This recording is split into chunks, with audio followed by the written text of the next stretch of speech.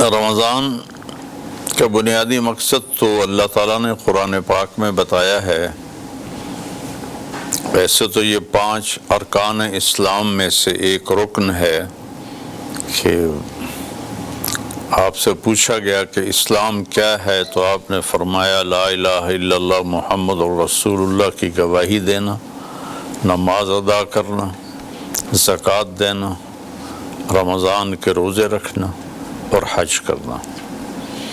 اور قرآن نے جو روزے کا مقصد بتایا ہے، یا ایھا الذین آمنوا کتب علیکم الصیام کما کتب علی الذین من قبلکم لعلکم تتقون، اے ایمان والو تم پر روزوں کو فرض کیا گیا ہے جیسے تم سے پہلے ایمان والوں پر فرض کیا گیا تاکہ تم تقوی حاصل کر سکو۔ تو روزے کی آؤٹ پٹ یہ ہے کہ جو اس کو صحیح آداب کے ساتھ رکھتا ہے یا رکھتی ہے، اللہ اسے تقوی نصیب فرماتا ہے۔ بے شک۔ اور تقوی کی ایک بہت بڑی اللہ نے فضیلتیں میں سے ایک فضیلت بتائی ہے، من یتق اللہ یجعل لہ مخرج ویرزقہ من حیث لا یحتسب، جو تقوی اختیار کرتا ہے اللہ تبارک و تعالی ہر تنگی سے اس کے لیے راستہ نکال دیتا ہے اور وہاں سے رزق دیتا ہے جہاں سے اس کو وہم و گمان بھی نہیں ہوتا۔ یہ بنیادی۔ تو مولانا ساتھ میں یہ بھی فرما دیجئے گا کہ ہم اس پورے رمضان میں اپنا اسکیجول کس طرح کا رکھیں، ہماری ترتیب کیسی ہونی چاہیے تاکہ اس پورے رمضان کی جو سعادتیں ہیں، برکتیں ہیں، ان کو ہم سمیٹ سکیں، ان سے ہم مستفید ہو سکیں۔ آپ دیکھیں کہ روزہ صرف منہ بند کرنے کا نام نہیں ہے، وہ ایک حصہ ہے کہ کھانا نہیں۔ اللہ کے نبی کا فرمان ہے من صان نفسہ فی شہر رمضان، پورے اپنے نفس کو گناہوں سے روکنا۔ روزہ کسے کہتے ہیں؟ یہ آپ کو حدیث سنا رہا ہوں کہ جو اپنے وجود کو لگام دے اور اسے قابو میں رکھے۔ پہلی بات، لم یشرب فیہ مسکرن، کوئی نشہ، شراب اور بھنگ اور دوسرے آج تو بے شمار نشے ہیں، کوئی نشہ استعمال نہ کرے۔ لم یعمل فیہ خطیئۃ، کوئی بڑا گناہ نہ کرے۔ مثلا روزہ رکھا ہوا ہے لیکن غیبت کر رہا ہے یا جھوٹ بول رہا ہے، گالی نکال رہا ہے، تو روزہ ٹوٹا تو نہیں لیکن روزے کے آداب میں سے ایک بہت بڑی چیز نکل گئی جس کا نقصان پھر روزے پر آتا ہے۔ اور لم یقذف فیہ مؤمنا ببہتان، اور کسی انسان پہ جھوٹا الزام نہ لگائے۔ یہ ٹپس بتائے ہیں، مقصود ہے جتنے بڑے گناہ ہیں وہ سارے چھوڑ دے اور جتنے فرائض ہیں ان سب کو پورا کرے، تو اللہ اس روزے کو قبول فرماتا ہے اور اس روزے سے تقوی حاصل ہوتا ہے۔ کتنے لوگ ہیں وہ آؤ یہ روزے دا ٹائم پاس کری، وہ تاش کھیلنے بیٹھ جاتے ہیں، کوئی اور فضول کام کرنے بیٹھ جاتے ہیں، یہ ہم ٹائم کل کر رہے ہیں۔ یہ ٹائم کل کرنے کے لیے نہیں ہوتا، یہ بنانے کے لیے ہوتا ہے۔ اور اس میں سب سے بڑی جو عبادت ہے روزے کے بعد وہ قرآن کی تلاوت ہے کہ اللہ تعالیٰ نے کہا شہر رمضان الذی انزل فیہ القرآن، رمضان وہ مہینہ ہے جس میں قرآن اتارا گیا۔ قرآن کو اللہ نے زیادہ ہائی لائٹ کیا ہے اور روزے کو اس سے ذرا کم درجے میں بیان کیا ہے۔ شہر رمضان الذی انزل فیہ القرآن ھدی للناس، یہ قرآن جو ہدایت ہے، بینات من الہدی، اور ہدایت کی واضح دلیلیں ہیں، والفرقان، اور حق اور باطل کو الگ الگ کرنے والا ہے۔ پھر اس کے بعد کہا فمن شہد منکم الشہر فلیصمہ، جو رمضان کا مہینہ پائے وہ روزہ رکھے۔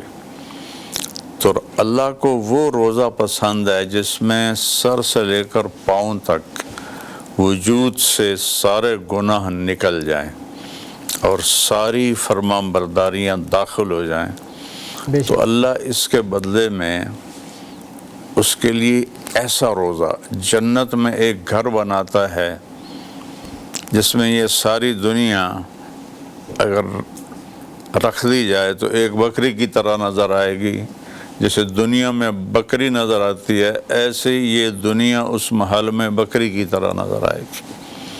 تو پورے وجود کو گناہوں سے روکنا، یہ بے شک مولانا صاحب آپ نے شہر رمضان کا ذکر کیا ہے، قرآن کی زیادہ سے زیادہ تلاوت کی جائے، تو رمضان المبارک میں قرآن کی تلاوت تو کی جاتی ہے، کہا یہ جاتا ہے یہ 4 قرآن پڑھ لیے، 5 قرآن پڑھ لیے، مگر کیا بنیادی طریقہ ہے؟ کیا ترجمے کے ساتھ پڑھنے کے زیادہ فائدہ ہے، یہ زیادہ ثواب ہے کہ قرآن کیسے بھی پڑھا جا سکتا ہے؟ یہ ہر ایک کا یہ مزاج نہیں ہوتا۔ بعض جو کمزور مزاج کے لوگ ہوتے ہیں ان پر فاقہ اثر کرتا ہے اور ان میں چڑچڑاپن آنا یہ نیچرل ہے، یہ کوئی خلاف شریعت نہیں ہے۔ بعض لوگ مضبوط ہوتے ہیں، پرواہ نہیں کرتے۔ میں حدیث سے یاد آگے حضرت عبداللہ بن زبیر بہت بڑے صحابی ہیں جنہیں عبد الملک ابن مروان نے قتل کروایا۔ حضرت زبیر جو ٹاپ 10 صحابہ ہیں ان کے بیٹے ہیں، اور ابوبکر صدیق کی بیٹی حضرت اسماء کے بیٹے ہیں۔ وہ یکم رمضان کو روزہ رکھتے تھے اور 15 رمضان کو افطاری کرتے تھے۔ 15 دن نہ کھانا نہ پینا، اور یہ نہیں کہ چادر لے کے پہ گئے، بس سارے کام کرتے تھے۔ پھر 15 کو یعنی 16واں روزہ رکھتے تھے اور 29 کو جا کے افطار کرتے تھے۔ مدینے سے روزہ رکھ کے چلتے تھے، اور وہ سفر کیسا ہوگا؟ ابھی ہم جب جاتے ہیں تو دائیں بائیں دیکھتے ہیں، آج بھی ویرانی ہے، صحرا ہے۔ تو وہ مدینے سے چلتے تھے اور مکے پہنچ کے افطار کرتے تھے۔ سبحان اللہ۔ تو چڑچڑاپن آنا یہ کوئی نہ خلاف شریعت ہے، نہ ہی اس کو اللہ تعالیٰ نے اس سے روکا کہ مزاج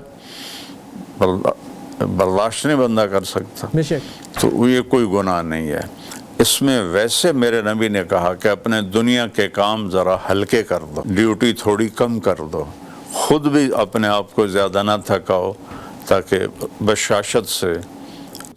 بالکل۔ اچھا مولانا، یہ تو آپ نے بتایا کہ مزاج کا جو چڑچڑا پن ہے وہ فطری ہوتا ہے۔